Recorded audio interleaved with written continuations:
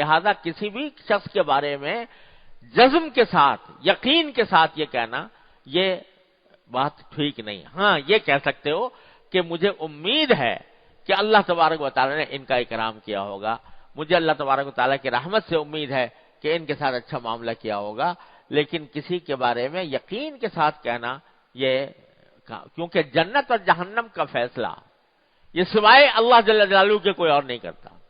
نہ دنیا میں کسی کو یہ کہنا چاہیے یہ جہنمی ہے، نہ کسی کو کہنا چاہیے جنتی ہے، کیونکہ تمہیں نہیں پتا، یہ فیصلہ تم کرنے والے نہیں ہو، فیصلہ اللہ تبارک و تعالیٰ کرنے والے ہیں۔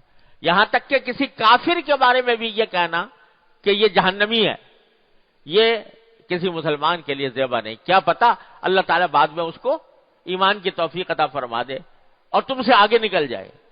لہذا کسی بھی کافر تک کو حقیر سمجھنا، یہ سمجھنا کہ یہ یا یقین کے ساتھ کہنا کہ یہ جہنمی ہے، یہ مومن کا کام نہیں ہے، کیونکہ کچھ پتہ نہیں، یہ جنت اور جہنم کا فیصلہ سوائے اللہ جل جلالہ کے نہ کوئی کر سکتا ہے، نہ کسی نے کیا ہے، نہ کسی کو اس کا علم ہے۔